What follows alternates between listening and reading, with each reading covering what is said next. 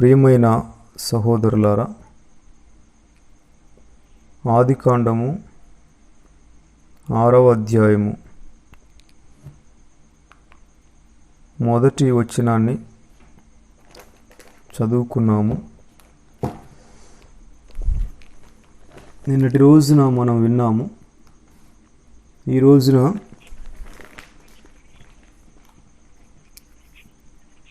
అదే విషయాలను మరొకసారి విందాము. నరులు భూమి మీద విస్తరింపనారంభించిన తరువాత కుమార్తెలు వారికి పుట్టినప్పుడు దేవుని కుమారులు నరుల కుమార్తెలు చక్కని వారిని చూచి వారందరిలో తమకు మనస్సుకు నచ్చిన స్త్రీలను వివాహము చేసుకున్నారు.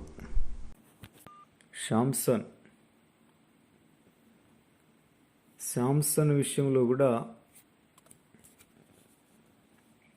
శాంసను దేనికి లోబడిపోలేదు, కానీ స్త్రీ విషయంలో పూర్తిగా ఫెయిల్ అయిపోయినాడు. పూర్తిగా అపవాది చివరి బాణం యథార్థత లేని, నీతి లేని స్త్రీని వాడుకుంటాడు.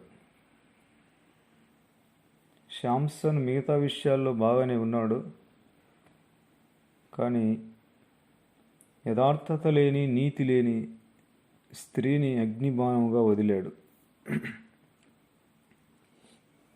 అందుకే తన జీవితం శాపగ్రస్తముగా ముగించబడింది. అలాగే దావీదు చూడండి, ఏ విషయానికి దేవుణ్ణి వెనకేయలేదు, దేవుణ్ణి అవమానపరచలేదు. కానీ బాత్షెబా విషయంలో దావీదు జీవితంలో అదొక మచ్చలాగా ప్రభువు కూడా అంటాడు. దావీదు అన్ని విషయాల్లో తన జీవిత కాలమంతా నాకు విధేయత చూపించాడు, యథార్థవంతుడు. అయితే ఊరియా సంగతి యందు తప్ప అని అంటాడు. దావీదుకు అదొక మచ్చ, ఒక మచ్చ లాంటిది. ప్రియమైన సహోదరులారా, ఈ మొదటిగా ఆదాము హవ్వల వివాహము ద్వారా మరి ఆదాము యొక్క అవిధేయత దేవుని మనస్సును బాధపెట్టింది. వారు ఒకరి మీద ఒకరు చెప్పుకుంటున్నారు, ఒప్పుకోలేదు. అయ్యా, పొరపాటు అయిపోయిందయ్యా, క్షమించమని ప్రభు కృపను వేడుకొనలేదు. ఏమయ్యా ఇది అంటే, ఏం చేస్తామయ్యా, నువ్వు నాకు ఇచ్చిన స్త్రీ అంటున్నాడు ఆదాం. ఏం హవ్వమ్మ అంటే, అయ్యా నన్ను సర్పం మోసపుచ్చిందయ్యా. ఒకరి మీద ఒకరు చాడీలు చెప్పుకుంటున్నారు. నీ తప్పంటే నీ తప్పని వారి పాపములను, అతిక్రమములను కప్పుకుంటున్నారు. ఒప్పుకోలేదు వారు. ఆదాము రొమ్ములో పాపమును కప్పుకున్నాడు. క్షమాపణ లేదు.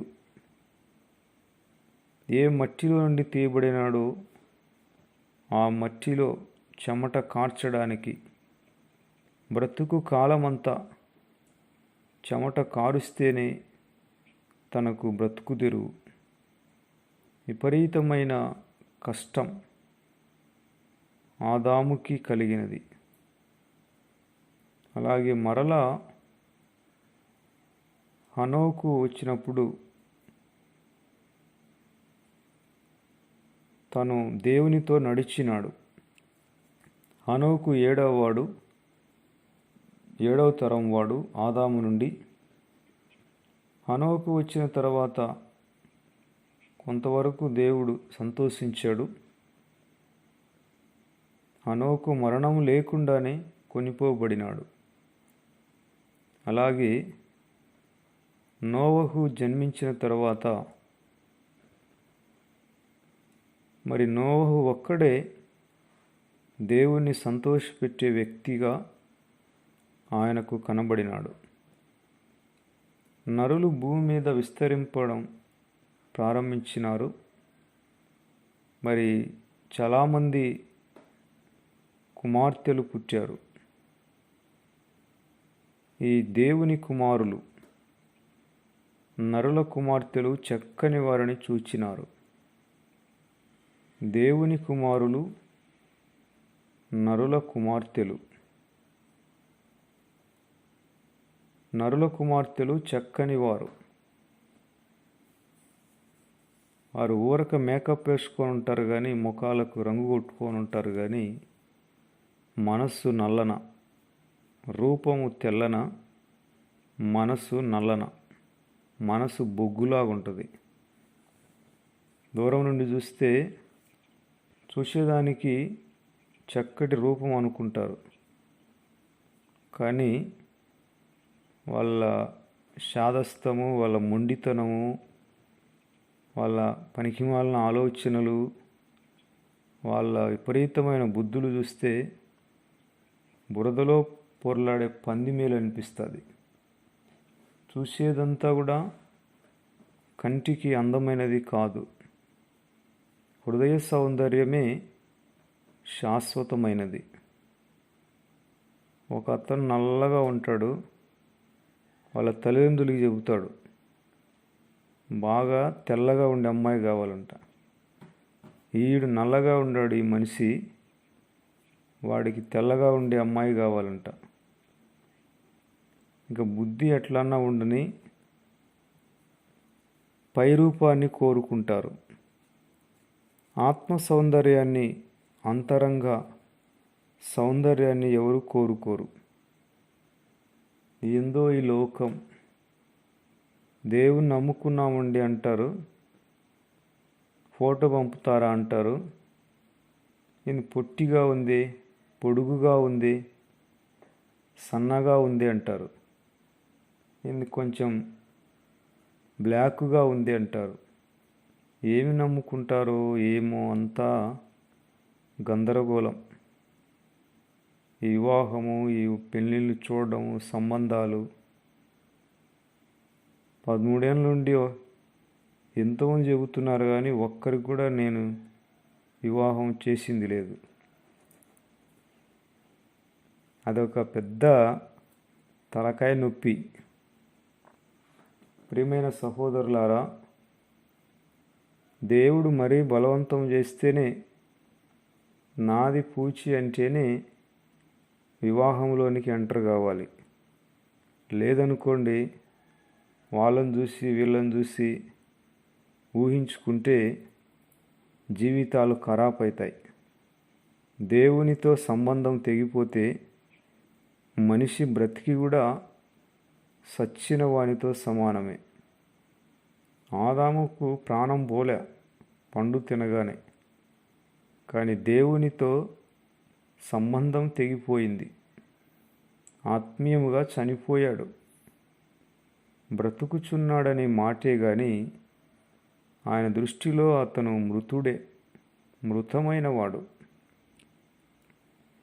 నా మట్టుకైతే బ్రతుకుట క్రీస్తే, చావైతే లాభము అన్నాడు పౌలు గారు. ప్రాణం అనేది ఉంటే ప్రభు కోసం బ్రతకాలి. ప్రభు కోసం బ్రతకని మరుక్షణములోనే నేను ప్రాణంతో ఉండకూడదు అనేది పౌలు యొక్క తీర్మానం. ప్రియమైన సహోదరులారా, ఆ రోజున వారు తమకు నచ్చిన స్త్రీలను వివాహం చేసుకున్నారు.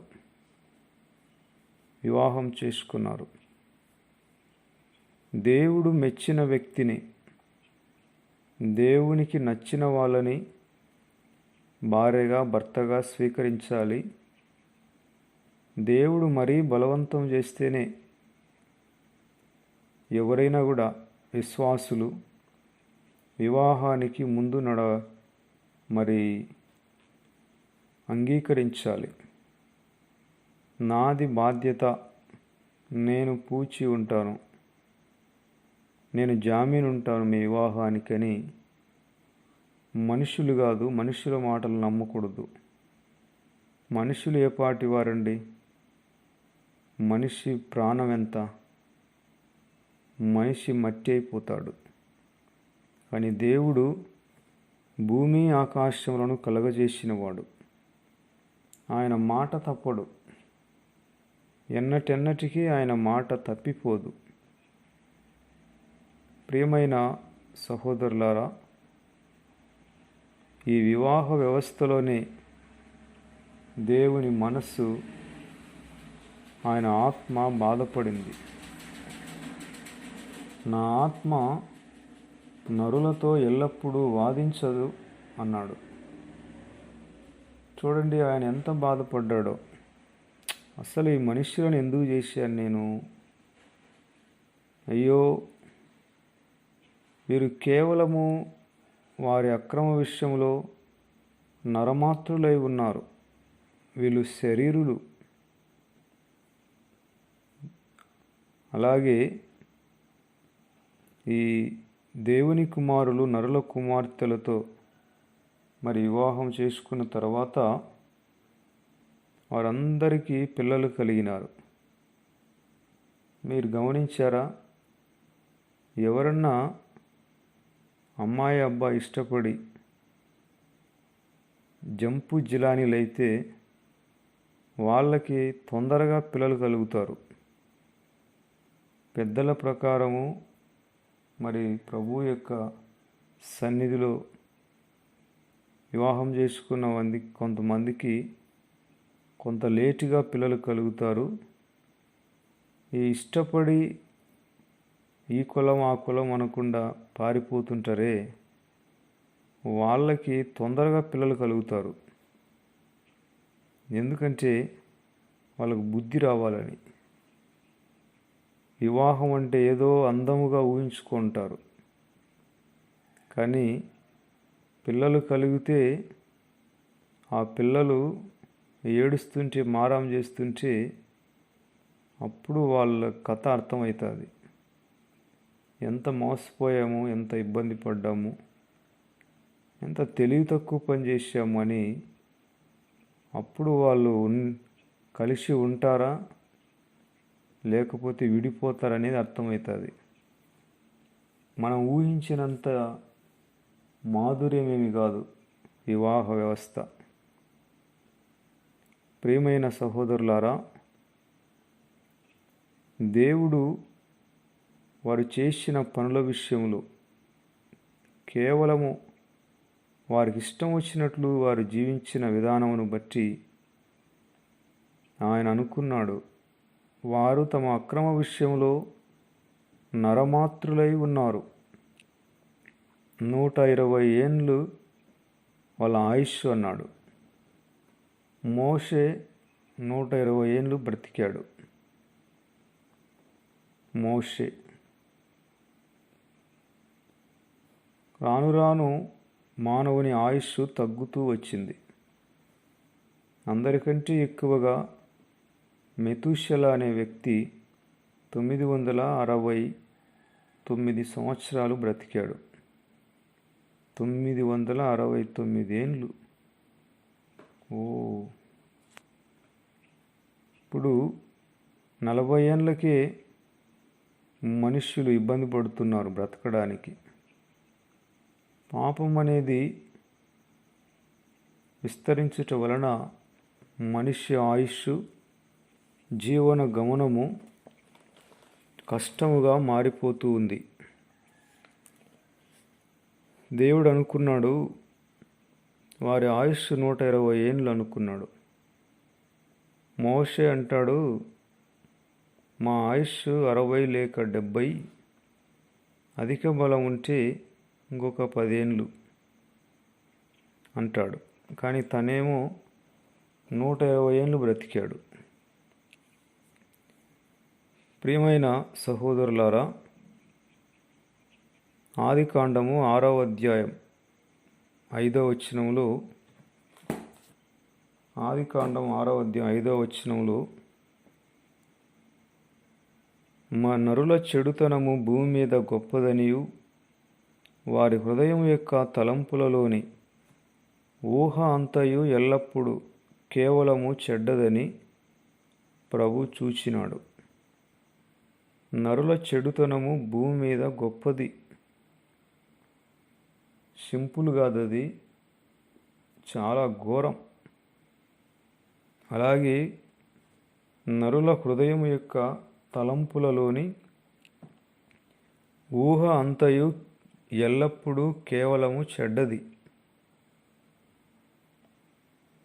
మానవునిలో మొట్టమొదటిగా దురాలోచన వస్తుంది.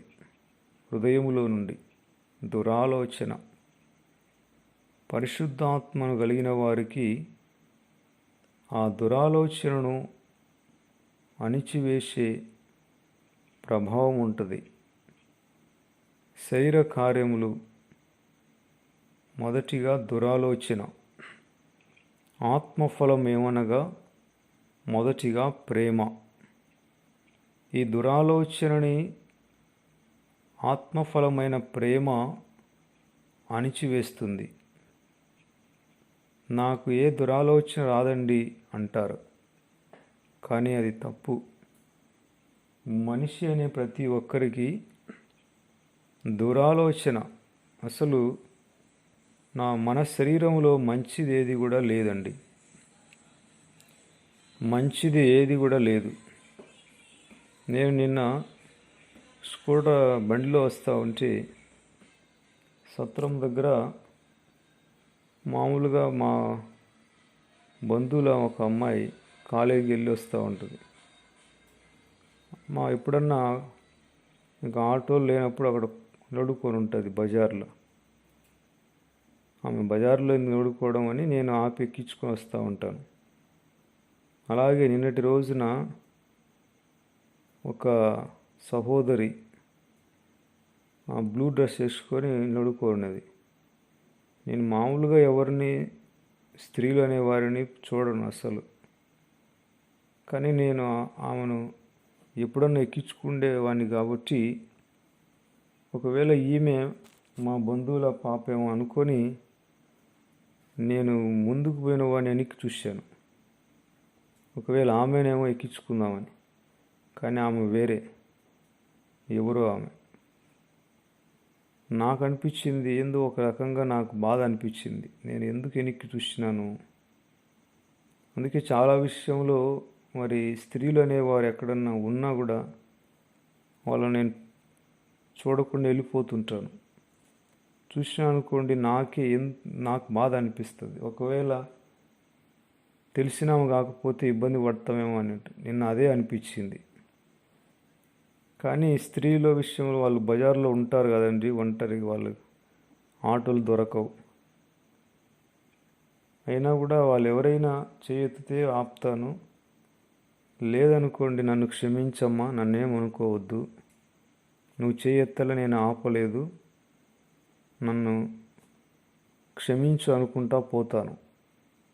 వాళ్ళని చూడడము యగాదిగా మనసుకు బాధ కలిగిస్తుంది.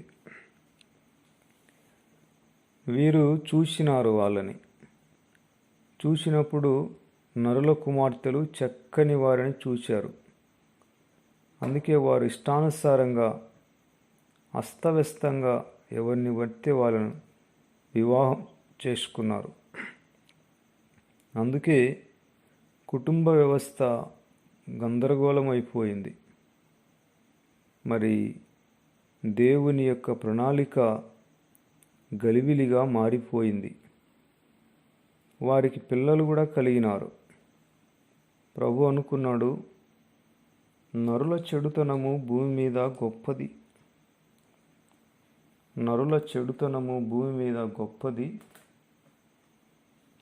వారి తలంపులలోని ఊహ అంతా ఎల్లప్పుడూ కేవలము చెడ్డది అని ప్రభు చూచినాడు.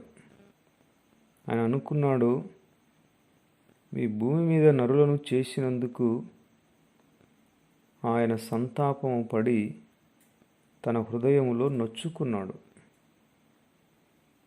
ఎందుకు వీరిని చేశాను, వీరు ఇలా అయిపోయినారే, అయ్యో అని ఆయన బాధపడ్డాడు. తన హృదయంలో నొచ్చుకున్నాడు. దేవుడంటే శక్తి కాదు, ఆయన మహత్తరమైన వ్యక్తి, అద్భుతమైన వ్యక్తి ఆయన. చూడండి, ఆయన హృదయంలో నొచ్చుకున్నాడు. ఎందుకు వీరిని చేశాను, వీరు ఇలా అయిపోయినారు అనుకున్నాడు. వారి పాపం మామూలుగా లేదు. దురాశ గర్భం ధరించి పాపమును కంటే పాపం పరిపక్వమై మరణమును కన్నది అని వారి పాపము పండింది. దేవుడు శిక్ష మామూలుగా తొందరగా విధించడు ఎవరికి. ఎవరి పాపాలు వారికి శిక్ష విధిస్తాయి. ఆ పాపము పండితే దాని ఫలితాన్ని వారు పొందుకుంటారు. అందుకే వారి పాపాలు ఎంతగా ఉన్నాయంటే పూర్తిగా వారు నాశనమైపోయేదానికి అంతగా వారు పాపంలో వృద్ధి పొందినారు. ఇష్టానుసారంగా ప్రవర్తించుతూ వచ్చినారు. ప్రభు అనుకున్నాడు, ఇటువంటి వాళ్ళు భూమి మీద ఉండటానికి ఏమాత్రము వీలు లేదు. ఎందుకంటే వారి పాపములే వారిని భూమి మీద లేకుండా త్రోసివేస్తున్నాయి. నేను కలుగజేసిన నరులతో కూడా జంతువులను, పురుగులను, ఆకాశ పక్షాదులను భూమి మీద ఉండకుండా తుడిచివేస్తాను. ఏలయనగా నేను వారిని సృష్టించినందుకు సంతాపము నొంది ఉన్నాను అని అనుకున్నాడు దేవుడు. చూడండి, అటువంటి భయంకర లోకంలో నోవహు ఒక్కడే దేవుని దృష్టి యందు కృప పొందినాడు. నోవహు ఒక్కడే దేవుణ్ణి సంతోషపెట్టినాడు. మనము కూడా చుట్టుపక్కల ప్రజలు ఎలాగన్నా ఉండని, వాళ్ళతో పని లేదు. మనిషిగా పుట్టినందుకు ప్రభువును సంతోషపెట్టాలి. మనుషులను సంతోషపెట్టకూడదు. వాళ్ళేమనుకుంటారో వీళ్ళేమనుకుంటారో అనుకొని ఆయన మనస్సును బాధ పెట్టకూడదు. దేవుని సంతోషపెట్టాలి. ఎవరు ఎట్లన్నా పోని, నేనేం పెద్ద భక్తురాలినా, నేనొక్కదాని నీతిగా ఉంటే లోకానికి ఏమి మేలు జరుగుతుంది, నేను కూడా మనిషినే కదా, నేను కూడా ఉప్పు కారం తిన్న వ్యక్తినే కదా, నేనొక్కని ఏం చేస్తా అని చేతగాని వారు, పనికిమాలిన ఆలోచన కలిగిన వారు నీతిని, పవిత్రతని పోగొట్టుకుంటారు. దేవుడు నోవహు విషయంలో కొంత సంతోషపడ్డాడు. ఆ కాలంలో మొత్తము ఆయన కలగజేసిన సృష్టిని నామరూపాలు లేకుండా చేయాలనుకున్నాడు. అయితే నోవహు ఒక్కడే ఆ నాశనానికి అతీతుడు. అనగా నోవహును, అతని కుటుంబాన్ని, మొత్తం 8 మంది సభ్యులు, నోవహు భార్య, 3 కుమారులు, 3 కోడళ్ళు, 8 మంది. ఈ 8 మంది మాత్రమే దేవుని యొక్క కోపము నుండి వేరైనారు. ఈ 8 మందిని మాత్రమే ఆయన కాపాడి బ్రతికించి అలాగే క్షేమంగా పెట్టి మిగిలిన సమస్తమైన సృష్టిని నాశనం చేయాలనుకున్నాడు. అందుకే దేవుడు నోవహుకి జలప్రళయం గురించి చెప్పాడు.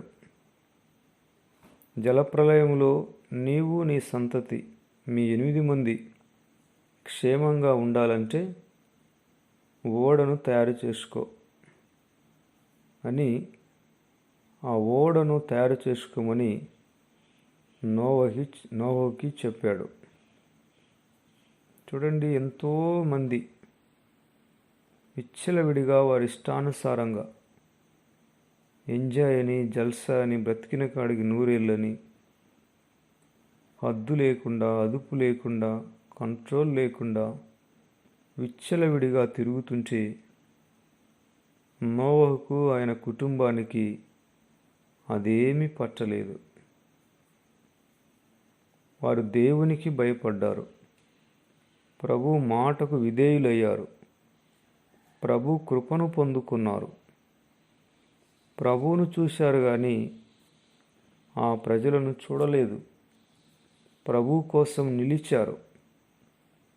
ఆ రోజున నాశనమైపోయే లోకం శ్రమల పాలైపోయి నాశనమైపోయే ఆ సృష్టిని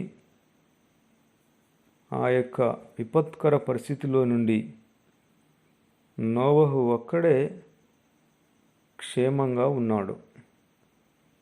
అనగా హనోకు ప్రాణముతో ఎత్తబడినాడు.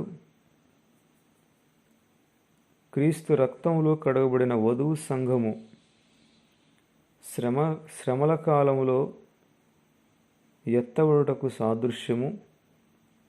అలాగే ఇక్కడ దేవుని ఉగ్రత, అంటే దేవుడు వాళ్ళ మీద తన ఉగ్రతను చూపించడం, అంటే దేవుడు ఎవరికి నాశనాన్ని కల్పించడండి, కానీ వాళ్ళ యొక్క పాపాలే వాళ్ళకి ఉగ్రతను, నాశనాన్ని తీసుకొని వస్తాయి. మాడి చెట్టుకి మాడికాయలు కాస్తాయి కానీ వేపకాయలు కాయవు. దేవుడు మంచివాడు. దేవుని దగ్గర నుండి నాశనాలు మరి ఘోరాలు మనుషులకి రావు, కానీ వారి యొక్క పాపాలే, వారి యొక్క దుర్మార్గములే వారి జీవితాలను భ్రష్టు పట్టిస్తాయి. అయితే దేవుడు పాపంలో జీవిస్తున్న వ్యక్తిని కాపాడలేడు. ఒప్పుకుంటే ఆ పరిస్థితి వేరుగా ఉంటుంది. నోవహు కుటుంబం కూడా ఆ శ్రమలలో నుండి ప్రత్యేకింపబడ్డారు, వేరు చేయబడ్డారు. అనగా క్రీస్తు యొక్క రక్తములో కడగబడిన సంఘము లోకములో ఉన్న శ్రమలకు వేరై జీవిస్తారనేది నోవహు యొక్క జీవితం కూడా మనకు సాదృశ్యముగా ఉన్నది. ప్రియమైన సహోదరులారా, ముఖ్యంగా వివాహము చేసుకోని వారు, ఇంకా కానివారు, అలాగే వివాహం చేసుకున్నవారు, మనమందరం కూడా దేవునికి సంతోషకరంగా బ్రతకాలి. సంతోషకరంగా బ్రతకాలి. నేను వివాహం చేసుకోవడానికి నేనేమి తగినవాణ్ణి అని అనుకోలేదు. ఎందుకు వచ్చే గొడవ? ఒంటరిగానే ప్రభువుతో నడుద్దాం, ప్రభువుతో జీవిద్దాం, ప్రభు కోసం బ్రతుకుదాం అని ఒక తీర్మానంతో నేను జీవించాను. కానీ అది దేవునికి ఇష్టము కాలేదు. ఆయనే నన్ను వివాహానికి నడిపించాడు. ఈ 14 ఏళ్ళ వివాహ జీవితంలో వచ్చిన ప్రతి పరిస్థితులను ఆయనే మధ్యవర్తిగా ఉండి, మూడో వ్యక్తులకు తెలియకుండా, మూడో వ్యక్తి మాకు సలహాలు ఇవ్వకోకుండా దేవుని ఆలోచన మధ్యవర్తిత్వమే నడిపిస్తూ ఉన్నది. చూడండి, స్త్రీ బలహీనమైన ఘటం. భార్యాభర్తలు కొట్లాడుకోవాలంటే ఒక నిమిషం పట్టదు, ఓర్పు లేకపోతే. ఊరకనే బలహీనమైన స్త్రీలో అపవాది ప్రవేశిస్తాడు, గందరగోళం లేపుతారు. నిన్న ఉదయకాలంలో స్కూల్కి వెళ్ళేటప్పుడు పిల్లలు స్నానం చేశారు. దోశ వేస్తుంటే చిన్న పిల్లోడికి ఆమె వేసింది, కానీ అది పెద్ద పిల్లోడు తీసుకున్నాడు. కానీ ఆమె అది ఇవ్వలేదు. అన్నిటిలో నీకే ముందా అని ఆ పిల్లోడిని కొంత వారించింది. వాడు వాకిలేసినాడు. ఇంకా మేము వంట రూమ్లోనే ఉన్నాం. ఎందుకు అనవసరంగా ఊరికే ఏదో వాడికి ఇవ్వచ్చు కదా, ఏం పోయింది అంటే ఆమె రేగుతుంది. చూడండి, ఇంకా ఓర్పు లేకపోతే నిమిషంలో పడుతుంది.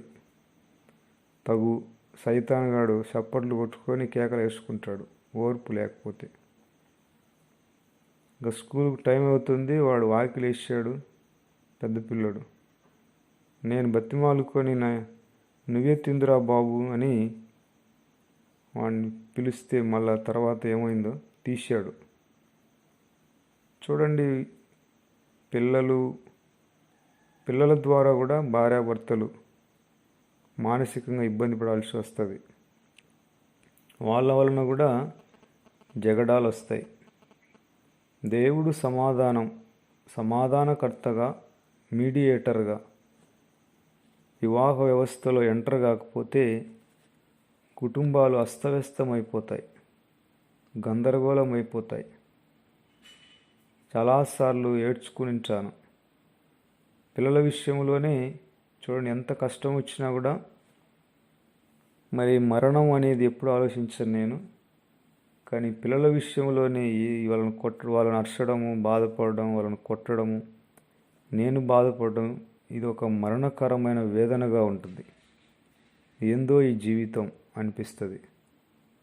మామూలు విషయం కాదండి. వివాహం కాని వాళ్ళు ఏదేదో ఊహించుకోకూడదు. Be careful.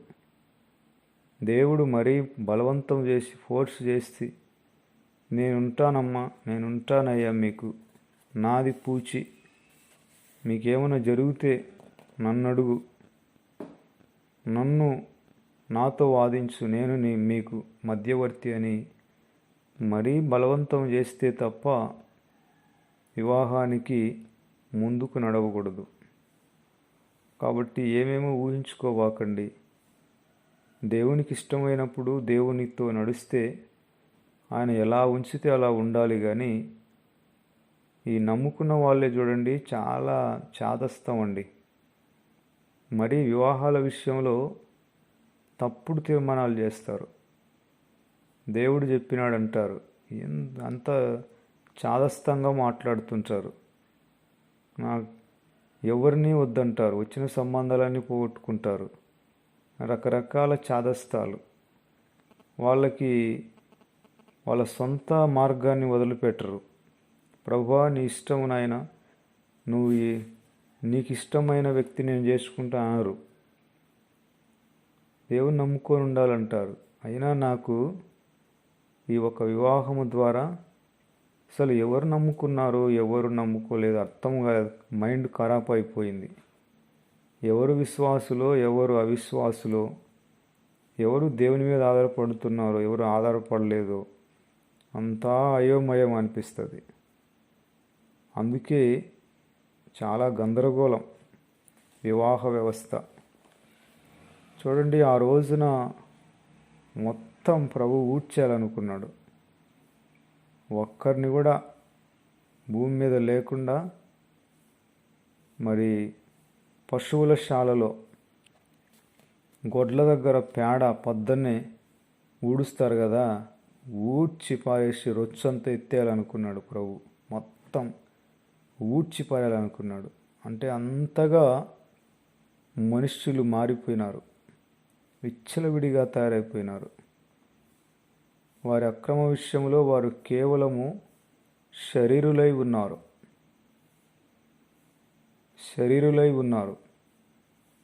నోవహు వివాహము అయినవాడే, ఆయన కుటుంబం ఉంది. హనోకు కూడా కుటుంబం ఉంది. ఆయన పిల్లలను కని దేవునితో నడిచినాడు. వివాహము కాకముందైనా వివాహం అయినప్పుడైనా ప్రభువుతో నడవాలి. ప్రభువుకు సంతోషకరంగా బ్రతకాలి. ప్రభువును చూసుకోవాలి. ఊహించుకోకూడదు. ఊహాలోకంలోనికి వెళ్ళకూడదు. అనుకున్నట్టు ఏది ఉండదు, ఏది జరగదు కూడా. కానీ దేవుడు తలంచినట్టుగా, దేవుడు చెప్పినట్టుగా, దేవుని విధానంలో మనము మైండ్ సెట్ చేసుకోవాలి.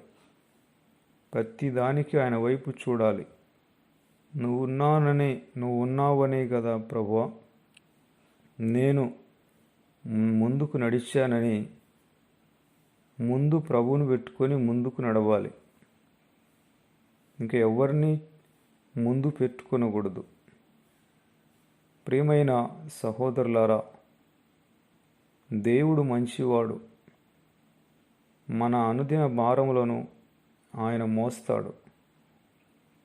మన భారములన్నిటి నుండి ఆయన మనల్ని విడిపించి మనకు నెమ్మదిని, ప్రశాంతతని అనుగ్రహిస్తాడు. దేవుడు నోవహు ఒక్కడిని, ఆయన కుటుంబాన్ని ఆ శ్రమలలో నుండి తప్పించడానికి దేవుడు ఆలోచన చేసినాడు. అందుకే నోవహుకి రక్షణ ఓడ గురించి చెప్పాడు. కాబట్టి మనకు నచ్చినట్టు కాకుండా దేవునికి నచ్చినట్టుగా మనం ఉండాలి. మనకిష్టం వచ్చినట్లు కాకుండా దేవుని ఇష్ట ప్రకారం జీవించినప్పుడు ఎక్కడ ఉన్నా, ఏం చేస్తున్నా మనకు కాపుదల ఉంటుంది, దేవుని సమాధానం ఉంటుంది, ఆత్మ నడిపింపు ఉంటుంది, చెప్పనసఖ్యము మహిమాయుక్తమైన సంతోషము మనలను ఆవరిస్తుంది. మన చుట్టూ ఉన్న ప్రజలు వారి యొక్క పాపములలో వారు మునిగి తేలి వారి జీవితాలు భ్రష్టు పట్టిపోయినా మనము మాత్రం తెలుసుకున్న వారైన కనీసం ఏ మచ్చ, డాగు, కల్మషం లేని వారిగా, పవిత్రమైన కన్యకగా, వధువు సంఘముగా ప్రభువు కోసము జీవించాలి. దేవుడి మాటలు దీవించునుగాక. ఆమేన్. అందరికీ వందనాలమ్మా. దేవునికి స్తోత్రాలు. చిన్న ప్రార్థన చేద్దాం. ప్రభువా, మా జీవితాల ద్వారా మీకేమైనా మనసు నొప్పిపడి ఉంటే దయతో క్షమించండి. మేము ఎక్కడ ఉన్నా, ఏమి చేసినా మీకు సంతోషాన్ని, మీకు మహిమను తెచ్చేవారిగా మమ్మలను దీవించండి అయ్యా. మీకు నొప్పి కలిగించే, బాధ కలిగించే, అవమానం కలిగించే పనులు మేము ఎప్పుడూ చేయకుండా మాకు బుద్ధి దయచే ప్రభువా.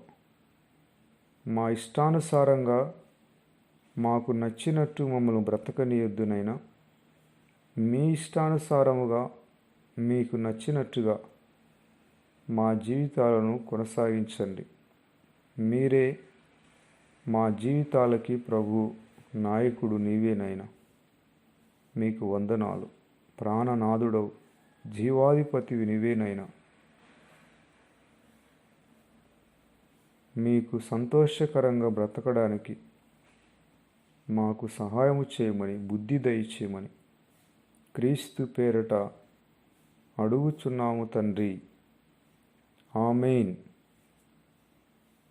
అందరికీ వందనాలమ్మా. దేవునికి స్తోత్రాలు.